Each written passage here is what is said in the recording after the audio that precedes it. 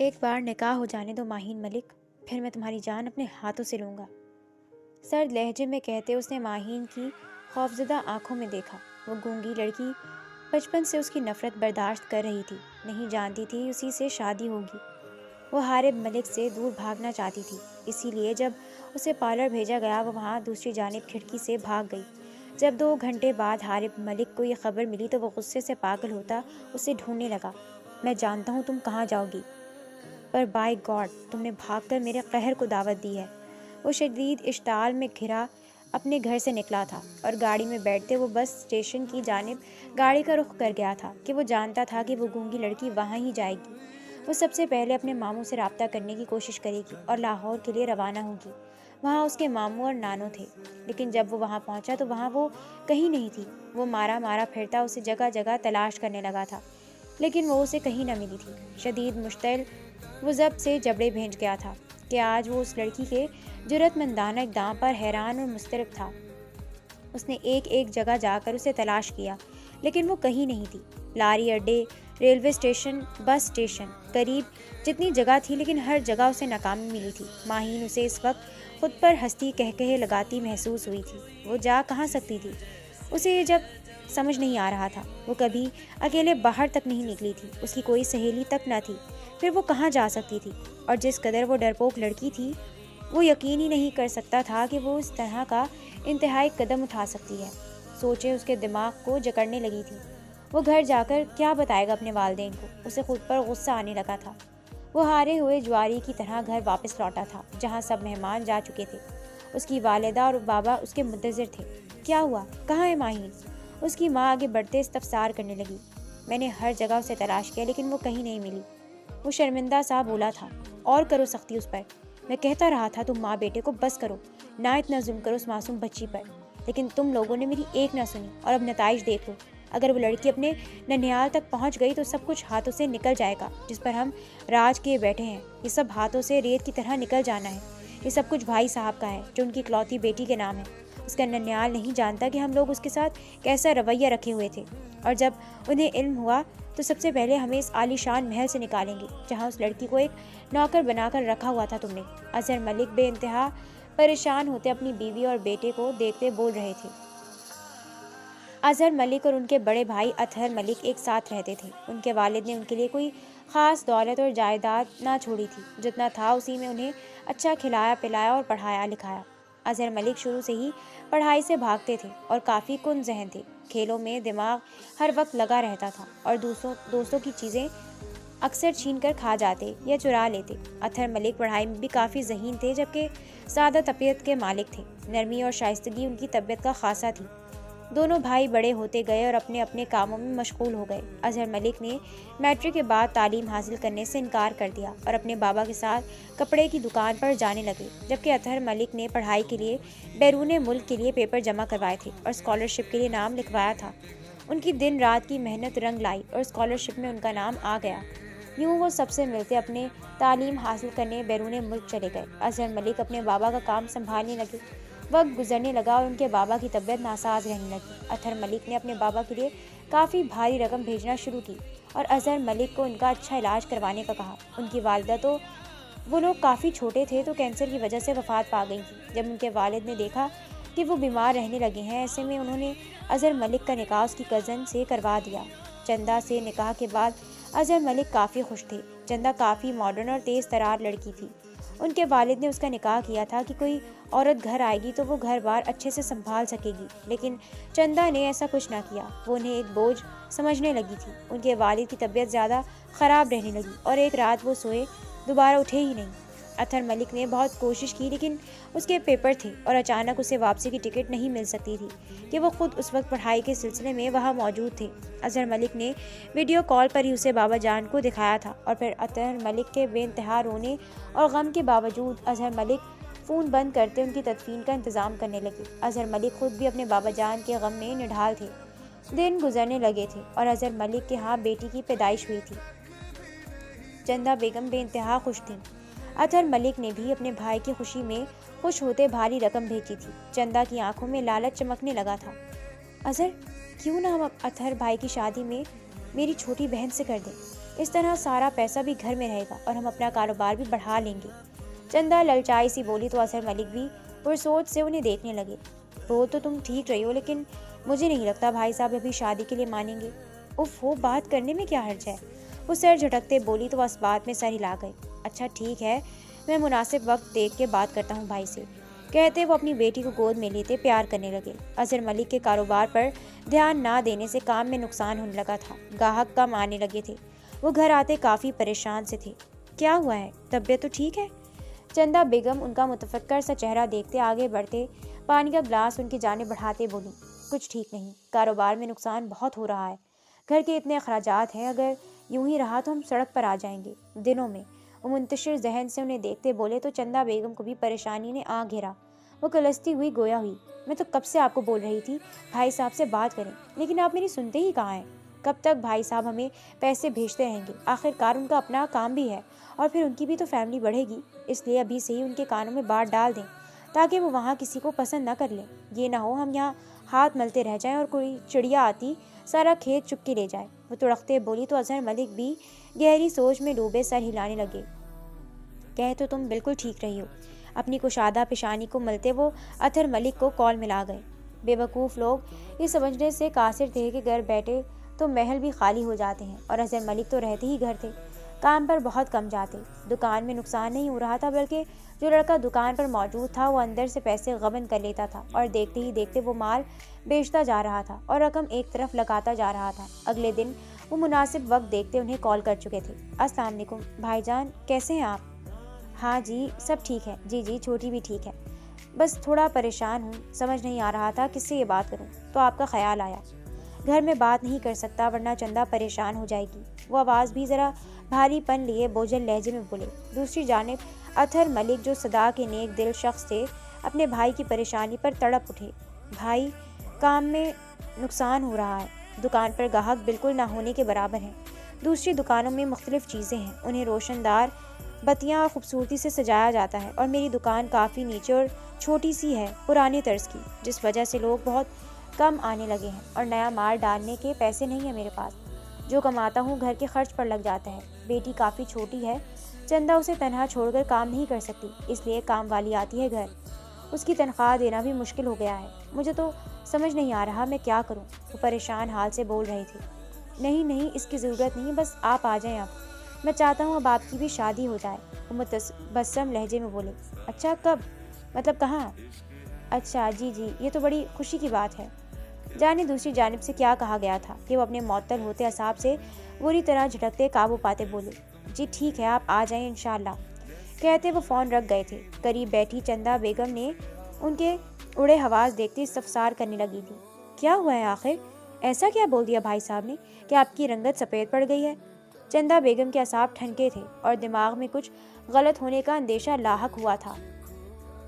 भाई साहब अगले महीने आ रहे हैं शादी करने, वो सर्द आवाज़ में बोले। क्या मतलब शादी करने? वो ठंडे लहजे में बोली, मतलब कि भाई साहब के साथ लड़की पढ़ती थी और वो यहाँ आ रहे हैं शादी करने। लड़की वाले लाहौर के हैं, लाहौर में उनकी अपनी कोठी है, काफ़ी पढ़े लिखे लोग हैं।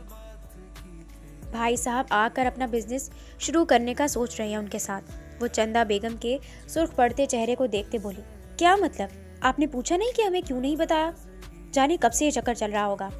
इसका मतलब अब हमारे हाथ कुछ नहीं आने वाला। जाने कैसी होगी वो लड़की, यकीनन तेज तरार ही होगी जो इतना बड़ा हाथ मारा है। वो कलस्ती बोल रही थी। आपने कुछ नहीं बोला कि हमें क्यों नहीं बताया? वो आंखों में शरारे लिए बोली।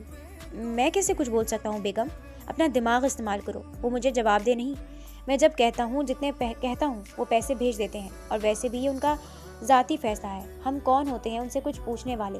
जब वो पढ़ रहे थे उस वक्त भी वो सेकंड टाइम जॉब पर जाते, सारे पैसे हमें भेजते थे।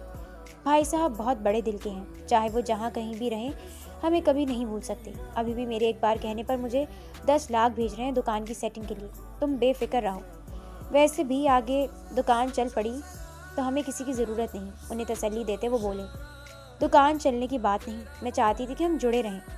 जो भी हो जाए हम भाई साहब के बराबर नहीं आ सकते। वो जिस तरह खुले दिल के मालिक हैं वो लोग उन्हें लूट खाएंगे और हमारे लिए कुछ ना छोड़ेंगे। आप उनके भाई हैं, उनकी हर चीज़ पर आपका पहला हक है। वो उन्हें लफ्ज़ों के जाल में फंसाने लगी थी। कुछ नहीं होता, तुम वक्त से पहले परेशान हो रही हो। 2 مہینے گزر گئے تھے اور وہ وقت بھی آ گیا جب اطہر ملک کی بارات دھوم دھام سے لیتے وہ فیصلہ آباد سے نکلے تھے۔ اطہر ملک نے آتے ہی اپنا شاندار بنگلہ لیا تھا اور ان کی دلہن نے وہاں آنا تھا۔ چندہ بیگم اطہر ملک کو دیکھ دیکھ کر اپنی قسمت پر افسوس کرنے لگی تھی کہ اتنا حسین پروکار مرد اسے کیوں نہ ملا تھا۔ اطہر ملک انائزہ کے شاندار پیلس میں بارات لے کر گئے تھے۔ انائزہ کا خاندان لاہور کا جانا مانا خاندان تھا۔ اس کے بھائیوں کا اپنا بزنس تھا۔ وہ کھلے دل کے امیر لوگ تھے، ان میں کوئی انا اور غرور نہ تھا۔ چندہ بیگم انہیں دیکھتی آنکھوں میں حسد اور چمک لیے ہوئے تھی۔ شاندار انداز میں شادی کی تقریب اختتام پذیر ہوئی تھی۔ وہ لوگ کچھ دن پاکستان رہے تھے اور پھر واپس لندن چلے گئے تھے۔ اظہر، آپ بھائی صاحب سے بات کریں نا کہ ان کا بنگلہ بھی تو خالی پڑا ہے، ہمیں وہاں رہنے کی اجازت دے دیں۔ جب سے وہ لوگ واپس گئے تھے چندہ بیگم نے ایک ہی رٹ لگا رکھی تھی، چندہ میں کیسے انہیں کہہ سکتا ہوں، وہ واپس آ کے وہاں رہیں گے، وہ جھنجھلاتے لہجے میں بولے تھے۔ چندہ بیگم اپنے بھاری بھرکم وجود سے انہیں دیکھنے لگی تھی۔ پھر مجھے نہیں پتا، مجھے بھی ویسا بنگلہ خرید کر دے، مجھے یہاں نہیں رہنا، وہ ضد سے بولی تو اظہر ملک کا دل کیا اپنا ماتھا پیٹ لیں۔ کچھ وقت صبر کرو، ہم بھی ویسا بنگلہ لے لیں گے۔ فی الحال اس بلا وجہ کی ضد سے چھٹکارا حاصل کرنے کے لیے انہیں تسلی دیتے وہ رضامند ہو گئے۔ وقت گزرنے لگا تھا۔ چندہ بیگم کے ہاں بیٹا ہوا تھا جس کا نام حارب رکھا گیا، جبکہ اطہر ملک کے ہاں اس سے کچھ ماہ بعد بیٹی پیدا ہوئی جس کا نام انہوں نے ماہین رکھا۔ وہ لوگ بیٹی کی پیدائش سے بہت خوش تھے اور پاکستان آئے تھے۔ وہاں اچھا وقت گزار کر وہ واپس گئے تھے۔ وقت گزرنے لگا تھا اور اطہر ملک کی کامیابی کی بلندیوں کو چھونے لگے تھے، جبکہ دوسری جانب اظہر ملک جو کماتے وہ اڑا دیتے۔ اطہر ملک اپنی بیٹی اور بیوی کے ساتھ پاکستان تشریف لائے تھے۔ ان کے ہاں دوسری اولاد ہونے والی تھی۔ وہ بے انتہا خوش تھے۔ ماہین 5 سال کی تھی۔ اپنے نانا نانی اور ماموں کے ساتھ وہ بے انتہا خوش تھی۔ چلو ماہین، سب کو اللہ حافظ کرو، ہم نکلنے لگے ہیں، آپ کے چچا کو ملنا ہے اور آپ کے بابا کو کام ہے۔ وہ ماہین کو سب سے ملواتی اپنے بابا کے سینے سے لگی تھی۔ چلتی ہوں بابا جان، اب ہم پرسوں واپسی کے لیے نکلیں گی۔ بیٹا رک جاؤ، ابھی حالت بھی تمہاری ایسی ہے، زیادہ سفر ٹھیک نہیں صحت کے لیے، ان کی والدہ محبت سے کہتی اس کا ماتھا چوم گئی۔ امی، اطہر کو کام ہے، ورنہ دل تو میرا بھی نہیں۔ وہ سب سے ملتے واپسی کے لیے نکلے تھے، نہیں جانتے تھے کہ ان کا آخری سفر ہونے والا ہے۔ اطہر ملک کے ساتھ فرنٹ سیٹ پر انائزہ بیگم بیٹھی تھی اور پیچھے ماہین بیٹھی اپنی ڈول کے ساتھ کھیل رہی تھی۔ قسمت کی ستم ظریفی تھی کہ وہ لوگ اپنے راستے جا رہے تھے جب سامنے سے ٹرک تیزی سے ان کی جانب آیا تھا اور ان کی گاڑی کو کچلتا چلا گیا۔ دونوں میاں بیوی کی حالت بھی نازک تھی، بچی کو بھی بہت چوٹیں آئی تھیں۔ انہیں ہسپتال پہنچا دیا گیا تھا۔ دونوں کے گھر والوں کو کال کرتے بتایا گیا تھا۔ اظہر ملک پریشان حال سے ہسپتال پہنچے تھے، جبکہ انائزہ کے گھر والے بھی تڑپ کر رہ گئے تھے۔ اطہر ملک کی تو موقع پر ہی جان نکل گئی تھی، جبکہ انائزہ کی حالت بہت نازک تھی۔ ڈاکٹر انہیں بتا چکا تھا۔ بچی میری ماہین، وہ کیسی ہے؟ اس کی نانی روتی ہوئی بولی تھی۔ بچی کی حالت بھی بہت نازک ہے، آپ لوگ دعا کریں بس۔ کچھ دیر میں ڈاکٹر باہر آئی تھی۔ جلدی آئیں، آپ کی پیشنٹ کے پاس وقت بہت کم ہے، وہ اپنے بھائی سے بات کرنا چاہتی ہیں۔ اس کا بھائی عمار تیزی سے آگے بڑھا تھا۔ کمرے میں داخل ہوتے وہ اپنی پھول سی بہن کو پٹیوں میں جکڑے دیکھ پاگل ہوا اٹھا تھا۔ میری جان، میرے جگر کا ٹکڑا، وہ کانپتی ٹانگوں کو بمشکل گھسیٹتے آگے بڑھا تھا۔ بھائی، وہ آکسیجن ماسک نیچے کرتی نم آنکھوں سے اسے دیکھتی بولی، میری بچی کا خیال رکھیے گا۔ وہ ہاتھ آگے بڑھاتے ان کا ہاتھ تھام گئی۔ تم بے فکر رہو، میں اپنی اولاد سے بڑھ کر اس کا خیال رکھوں گا۔ وہ نم آنسو بھری نگاہوں سے بہن کو دیکھتے وعدہ کر رہے تھے، جو خاموشی سے آنکھیں موند گئی تھی۔ ہاسپٹل میں ان سب کی درد بھری چیخیں گونجنے لگی تھیں۔ اظہر ملک اور چندہ بیگم اپنے بھائی کو، جبکہ انائزہ بیگم کا سارا خاندان ہاسپٹل میں جمع تھا اور سارے ہسپتال میں ایک ماتم سا مچا تھا۔ ان کے جوان بچے موت کے گھاٹ اترے تھے۔ روتے آنسو سے تر ان دونوں کو قبر میں اتارا گیا تھا، لیکن ماہین کو ہوش نہ آیا تھا۔ 1 ہفتے بعد جب ماہین کو ہوش آیا تو ڈاکٹر نے بتایا کہ اس کے دماغ کے پچھلے حصے پر گہری چوٹ آئی تھی، جس وجہ سے اس کی آواز جا چکی ہے۔ ابھی وہ بچی ہے، ہو سکتا ہے وہ بڑے ہو تو آپریشن سے ٹھیک ہو جائے۔ ماہین جیسے سب کچھ بھول گئی تھی، بس منہ کھولتی آواز نکالنے کی کوشش کرتے روتی رہتی۔ اس کو سنبھالنا بہت مشکل ہو گیا تھا۔ چندہ ملک جو پہلے سے ان کے سارے پیسے اور دولت پر نظر رکھے ہوئے تھی، اظہر ملک کو دیکھتے بولی تھی، اظہر، آپ کا دماغ خراب ہے؟ اتنا اچھا موقع آپ ہاتھ سے میڈیا جانے دے سکتے ہیں؟ کیا آپ نہیں جانتے کہ بھائی صاحب کی ساری جائیداد اور دولت ان کی بیٹی کو ملے گی، اور اگر وہ وہاں رہی تو اس کا ننیال سب کچھ ہتھیا لے گا۔ بس آپ کسی بھی طرح کر کے اس بچی کو لے کر آئیں تاکہ بھائی صاحب کا سب کچھ ہمارا ہو۔ وہ انہیں دیکھتی ان کے دل و دماغ میں بھی لالچ کی حواس پیدا کر گئی۔ ٹھیک ہے، کچھ دن گزرنے دو، میں بات کرتا ہوں، ابھی تو بچی بہت بیمار ہے۔ چندہ بیگم بس اب انتظار میں تھی کہ وہ کب ماہین کو لے کر آئیں گے اور وہ اس بنگلے میں جائیں گی جہاں کا انہوں نے سنہرا خواب دیکھا تھا۔ معصوم جان تھی، ماں باپ کا غم کیا کم تھا کہ مزید اس پر جو تکلیف اسے سہار نہ پڑ رہی تھی وہ حد سے سوا تھی۔ درد تو درد، آواز جانے سے وہ منہ کھولتی اور جب آواز نہ آتی تو وہ بے حال ہونے لگتی۔ اس کی حالت دن بدن بگڑتے دیکھ سب کو اسے سنبھالنے میں مشکل پیش آنے لگی۔ ایسے میں جب اظہر ملک اپنی بیگم چندہ بیگم کے ہمراہ ان کے شاندار پیلس کی دہلیز پار کرتے اندر داخل ہوئے تو سب نے بڑے اچھے مہذبانہ انداز میں ان کو خوش آمدید کہتے ان کے ساتھ براجمان ہوئے تھے۔ دونوں خاندان ہی اتنے بڑے خسارے پر غمگین تھے اور بیٹھے گزرے لمحات کو یاد کر رہے تھے۔ جب اس سب میں یہ خوشکن لمحات سب کو دیکھنے کو ملے کہ ماہین اظہر ملک کی بیٹی حور العین کے ساتھ بیٹھی کھیل رہی تھی، اس کے نانا جان اور ماموں وغیرہ یہ سب دیکھتے کچھ پرسکون ہوئے تھے اور چندہ بیگم کو تو جیسے موقع مل گیا تھا بات کرنے کا۔ میں آپ سے اسی سلسلے میں بات کرنا چاہ رہی تھی، لیکن پھر ہم خاموش تھے کہ جانے یہ بات آپ کو پسند آئے گی یا نہیں، لیکن ہم یہاں اسی مقصد کے تحت تشریف لائے تھے کہ ہم آپ سے بات کریں اور جو آپسی فیصلہ ہو اس پر عمل کریں۔ دراصل زخم اتنا گہرا ہے کہ چاہتے ہوئے بھی آپ اور ہم ایک دوسرے سے اس بارے میں بات نہیں کر پائے۔ اظہر اپنے بھائی کو بہت یاد کرتے ہیں اور ان کے غم میں نڈھال رہتے ہیں، اور آپ لوگوں کی بھی بیٹی گئی ہے، آپ کا غم بھی ہم جیسا ہی ہے، لیکن ہم چاہ رہے تھے کہ اگر آپ ماہین کی ذمہ داری ہمیں دے دیں، ہم اسے اپنی بیٹی بنا کر رکھیں گے، جس طرح ہماری حور ہے بچوں کے ساتھ وہ اپنا غم بھی بھول جائے گی۔ ابھی تو بچی ہے، اس کے لیے اتنا مشکل نہیں سب بھولنا، جب وقت گزرے گا اسے اپنے والدین کی کمی کا شدت سے احساس ہوگا۔ چندہ بیگم بڑی سہولت سے اپنی بات ان کے سامنے رکھ گئی۔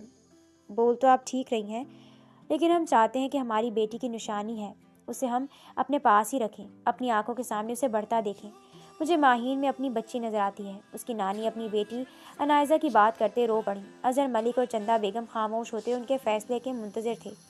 آپ کو جیسے مناسب لگے، ہم اس لیے بھی کہہ رہے تھے کہ بچی دوسرے بچوں کے ساتھ خوش ہو جائے گی۔ اظہر ملک ماحول کو سنگینی کو دیکھتے بول پڑے، چلے ہم سوچتے ہیں اس بارے میں۔ اس کے نانا انہیں کہتے خاموش ہو گئے۔ اچھا وقت گزار کر وہ لوگ واپس آ گئے، لیکن چندہ بیگم کو چین نہ آ رہا تھا۔ وہ کیسے بھی کر کے ماہین کو ساتھ لانا چاہتی تھی تاکہ سب کچھ ان کا ہو سکے جو ماہین کو ملنا تھا، اور اسی لیے ان کا لاہور آنا جانا شروع ہو گیا۔ ماہین حور اور حارث کے ساتھ بہت گھل مل گئی تھی اور ان کے آنے پر خوش ہو جاتی۔ اس سب کو دیکھتے اس کے نانا نے انہیں ماہین کو ساتھ لینے کی اجازت دے دی اور چندہ بیگم اپنے پلان کو کامیاب ہوتا دیکھ کھل اٹھی۔ اس کے نانا نے انہیں اطہر ملک کے بنگلے کی چابی دے دی اور اکثر اوقات وہاں بن بتائے چکر لگاتے یہ دیکھنے کے لیے کہ ان کا رویہ ماہین کے ساتھ کیسا ہے۔ وقت گزرنے لگا اور جب وہ مکمل مطمئن ہو گئے تو چندہ بیگم نے اپنا اصل رنگ دکھانا شروع کیا۔ ماہین نے جب اسکولنگ مکمل کی تو اس کے ننیال نے آ کر اسے بہت سے تحائف اور کیش دیا جو ان کے جانے کے بعد سارا چندہ بیگم نے لے لیا۔ ہاں البتہ حور کی اس کے ساتھ اچھی دوستی تھی اور وہ اپنی ماں کی زیادتی پر اکثر شرمندہ ہو جاتی۔ وقت گزرنے کے ساتھ ساتھ چندہ بیگم کا ظلم بڑھتا گیا اور وہ اسے اسی کے بنگلے میں نوکروں کی حیثیت سے کام کروانے لگی۔ وہ بیچاری بے زبان لڑکی ہر بات پر خاموش رہ جاتی، کرتی بھی تو کیا سوائے اشاروں کی۔ اس کا کزن حارب اسے گونگی پکارتا۔ اسے نہیں یاد اس نے جب سے ہوش سنبھالا تھا اس نے کبھی حارب کو اس کے نام سے پکارتا دیکھا ہو۔ وہ ہمیشہ اسے گونگی کے نام سے پکارتا اور یہ لفظ ماہین کے کانوں میں ہتھوڑے کی مانند چبھتا۔ اندھیرے کمرے میں وہ اکثر اوقات بیٹھ کر روتی، اپنی قسمت پر پھوٹ پھوٹ کر روتی، سسکیاں بھرتی۔ جب اس نے یہاں آنے کا فیصلہ کیا، قسمت کی ستم ظریفی یہ تھی کہ وہ کسی کو کچھ بتا بھی نہیں سکتی تھی۔ جب اس کے ننیال سے کال آتی تھی، ویڈیو کال پر وہ ان سے کیا اشارہ کر کے بتاتی کہ کبھی چچا تو کبھی چچی قریب بیٹھے ہوتے۔ اس کے پاس فون موجود نہیں تھا۔ حور بھی بے شک اس کے ساتھ برا سلوک نہ رکھتی تھی، لیکن اتنا اچھا بھی نہ تھا کہ وہ اس کی مدد کر دیتی۔ وہ 18 سال کی ہونے والی تھی جب اس نے اپنے چچا اور چچی کو باتیں کرتے سن لیا تھا۔ وہ اس کا نکاح حارب سے کروانا چاہ رہے تھے تاکہ اس کی ساری جائیداد حارب کے نام لگوا سکیں، اور اس بارے میں حارب سے بات کرنا چاہ رہے تھے۔ اس رات وہ سو نہ پائی تھی۔ کیا پیسوں کو ہوس اور لالچ اس قدر بری چیز ہے کہ آپ کو انسانیت سے بھی گرا دے؟ اس قدر بری پلاننگ صرف اور صرف دولت کی لالچ میں؟ بیٹیوں کے لیے بہت ضروری ہوتا ہے کہ وہ اپنا دل مارنا سیکھیں، لیکن وہ مزید خود کو یہ تکلیف نہیں دے سکتی تھی۔ اسے اس سب سے چھٹکارا چاہیے تھا۔ یہ سب اس کا تھا جس پر وہ لوگ قبضہ کیے ہوئے تھے. وہ انہیں کسی صورت معاف نہ کرنے والی تھی. اس کے بابا نے اتنی محنت سے سب بنایا تھا, وہ کیوں چھوڑتی؟ اس رات اس نے ارادہ کیا تھا کہ وہ کسی طرح اپنے نانا نانی کو ان کی سچائی بتا کر رہے گی. وہ اب بس اس وقت کا بے صبری سے انتظار کرنے لگی تھی. ایک دن رات کے وقت وہ اپنے کمرے سے پانی بھرنے کی غرض سے نکلی تھی. پاؤں میں چپل اڑستے, ہاتھ میں شیشے کا جگ تھامے وہ دھیمے قدموں سے سیڑھیاں عبور کرنے لگی, جب اسے چچا کے کمرے کی بتی جلتی دکھائی دی اور وہاں سے آتی بلند آوازوں پر نہ چاہتے ہوئے بھی وہ قدم اس جانب بڑھا گئی. بابا, بالکل نہیں, میں اس گنگی لڑکی سے کبھی نکاح نہیں کروں گا. حارب شدید مشتعل سا سرخ چہرہ لیے بول رہا تھا. اس کے علاوہ ہمارے پاس کوئی چارہ نہیں. عارف, سمجھا کرو میرے بیٹے. کیوں تم سمجھ نہیں رہے؟ یہ سب کچھ, یہ عیش و عشرت کی زندگی جو تم گزار رہے ہو نا, یہ سب کچھ اس کا ہے, ہمارا کچھ بھی نہیں. تمہارا باپ اسی لڑکی کے باپ کے بزنس کو چلا رہا ہے اور وہ سب کچھ ماہین کے نام پر ہے. سارا کاروبار اور یہ عالی شان بنگلہ. تمہارے باپ کے پاس کیا تھا؟ وہ گلا سڑا غریب کباڑ خانہ جہاں سانس تک گھٹتا تھا. یہ سب کچھ میری وجہ سے تم لوگوں کو میسر آیا ہے. میں نے اپنا دماغ لگا کر ماہین کو اپنے قابو میں کیا اور اس کے ننیال والوں کو یقین دہانی کروائی کہ ہم اس کا بہت خیال رکھتے ہیں اور یہاں وہ بہت خوش ہے. اگر انہیں بھنک بھی لگی نا کہ یہاں اس کے ساتھ کیسا رویہ اختیار کیا جاتا ہے تو وہ منٹ سے پہلے ہمیں نکال باہر کریں گے. اسی لیے کہتی ہوں ماہین کو اپنے قابو میں کرو, اس کی جانب دوستی کا ہاتھ بڑھاؤ. جب ساری جائیداد تمہارے نام ہو جائے تو چھوڑ دینا اسے. چندہ بیگم سامنے بیٹھی صفاقی اور کروفر سے کہتی اس کا دل چھلنی چھلنی کر گئی. اتنی صفاقیت اور بربریت, اس کا دل پھٹنے کے قریب تھا. یہ کیسا انکشاف تھا, یہ لوگ اتنے ذلیل تھے. اسے اپنی قسمت پر رونا آنے لگا تھا.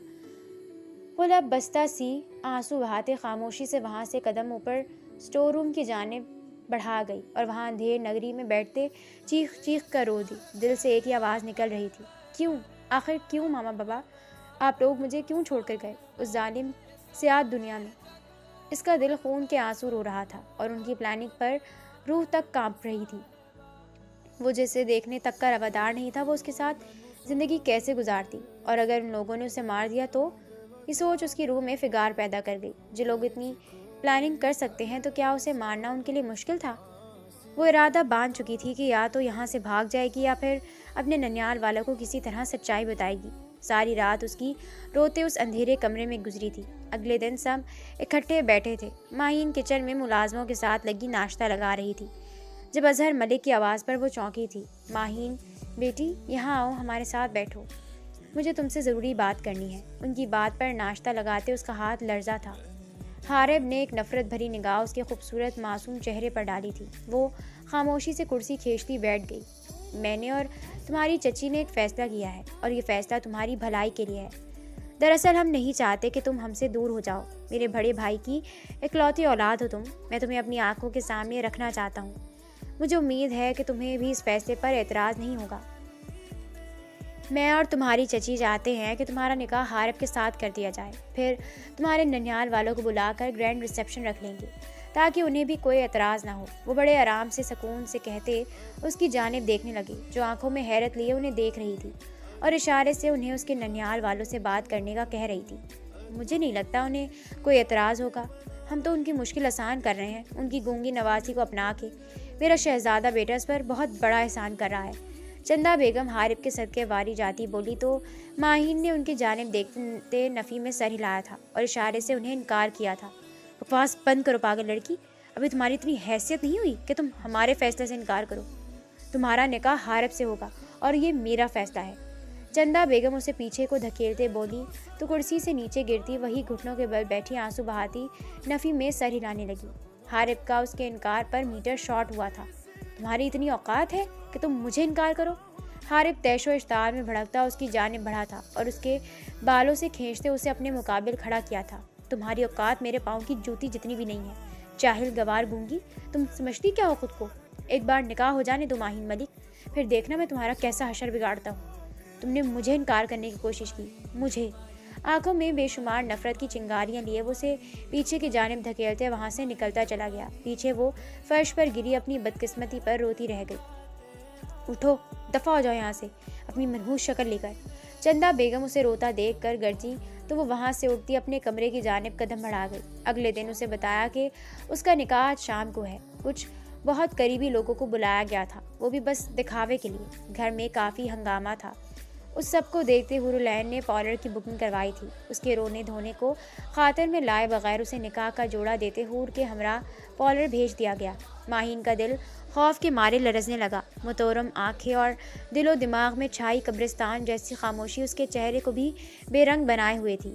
حور نے اسے آنکھوں سے تسلی دی تھی، لیکن وہ معصوم جان، پھٹتے دماغ اور اصاب شکن سے نڈھال سی سب کچھ سمجھنے سے قاصر تھی۔ اسے لگ رہا تھا وہ اس دلدل میں بری طرح پھنس چکی ہے جہاں سے نکلنا ناممکن سا تھا۔ گاڑی میں بیٹھتے حور العین نے اس کی جانب پلٹتے اس کے ہاتھ تھامے تھے۔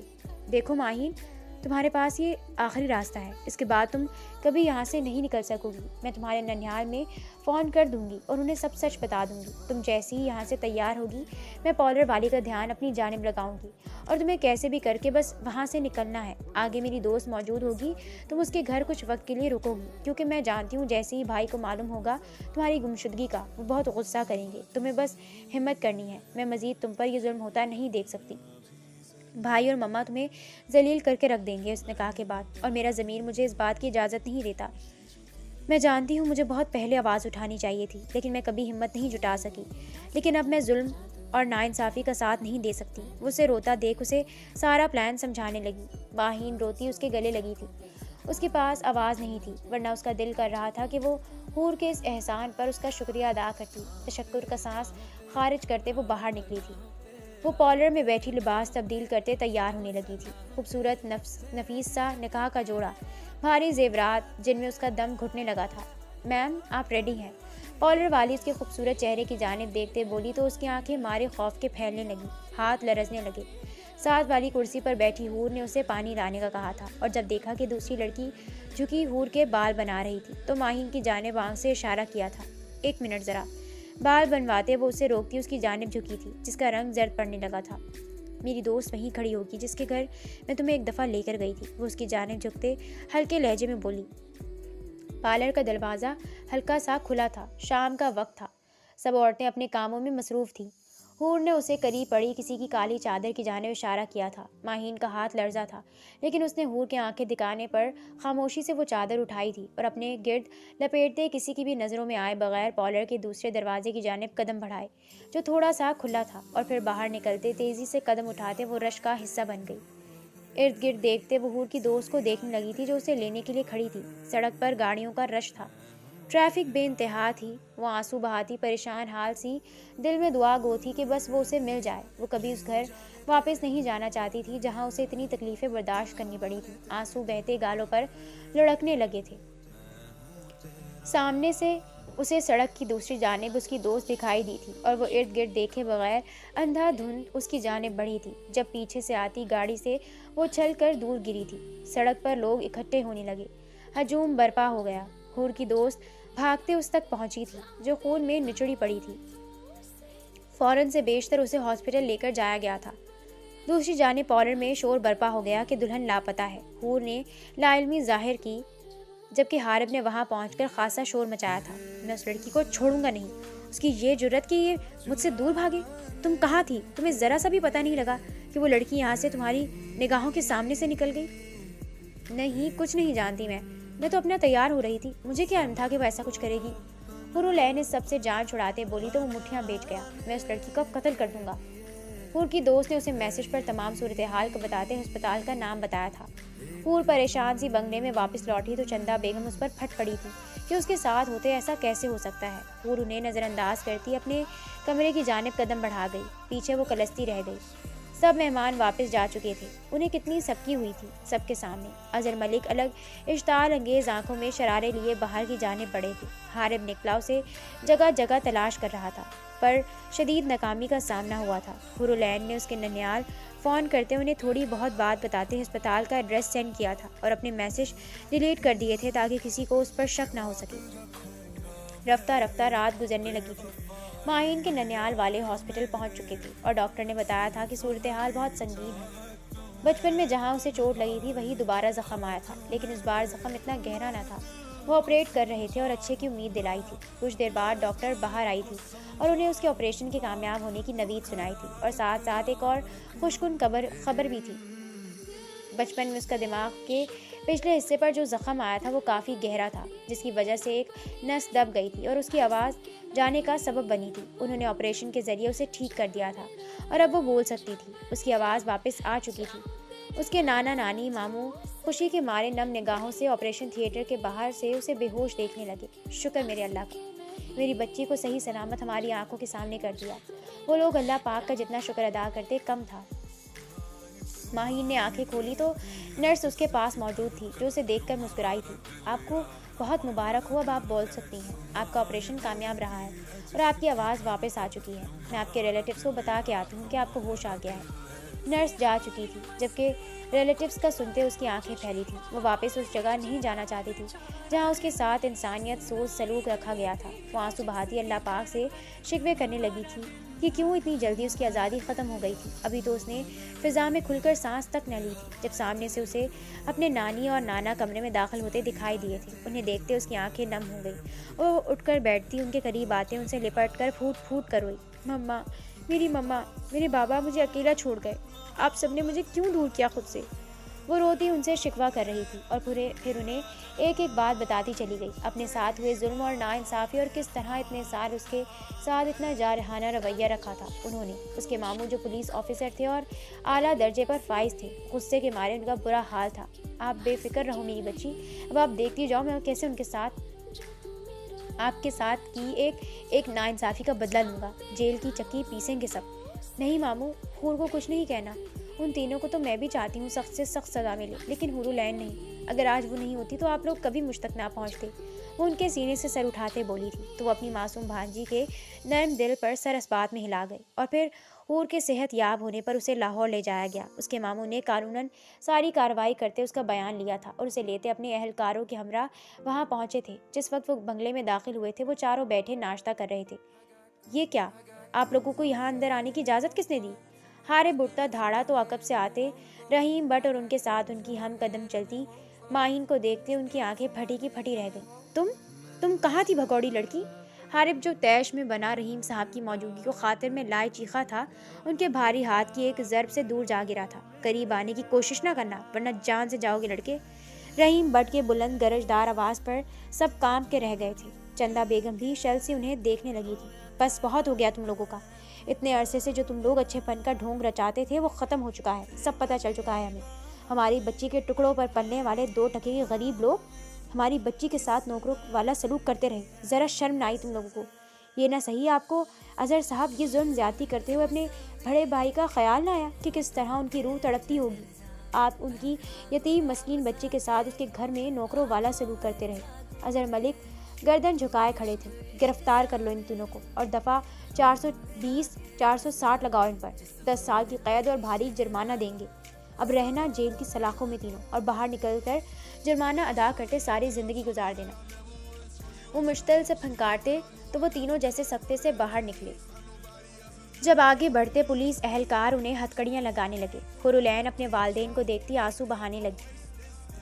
تم نے ہماری بچی کا خیال کیا ہے، اور دوسرا ہم بچوں کے ساتھ غلط کرنے کے حق میں نہیں۔ تمہاری والدہ نے اگر یہ انسانیت سوز حرکت نہ کی ہوتی تو ہم کبھی یہ فیصلہ نہ کرتے۔ بات جائیداد کی نہیں بلکہ ہماری بچی پر کیے اس ظلم و اذیت کی ہے جس کی وحشت میں یہ گزرے ماہوں سال میں رہی ہے۔ رحیم بٹ ماہین کے گرد بازو پھیلائے سے اپنے مضبوط حصار میں لیے بولے تو وہ تینوں ان کے قدموں میں ڈھیر ہو گئے۔ ہمیں معاف کر دیں، ہمیں معاف کر دو ماہین، پلیز اپنے ماموں کو بولو ہمیں اتنی بڑی سزا نہ دے، ہم سے سب لے لیں لیکن ہمیں جیل نہ بھیجیں۔ چندہ بیگم روتی بولی، جبکہ ماہین چہرے پر سر تاثرات لیے پیچھے ہٹ گئی۔ یہ سزا میری اس اذیت اور تذلیل کے سامنے کچھ نہیں جو میں یہاں گزار چکی ہوں۔ اس کے بولتے ہی وہ تینوں جمود کی کیفیت میں اسے دیکھنے لگے۔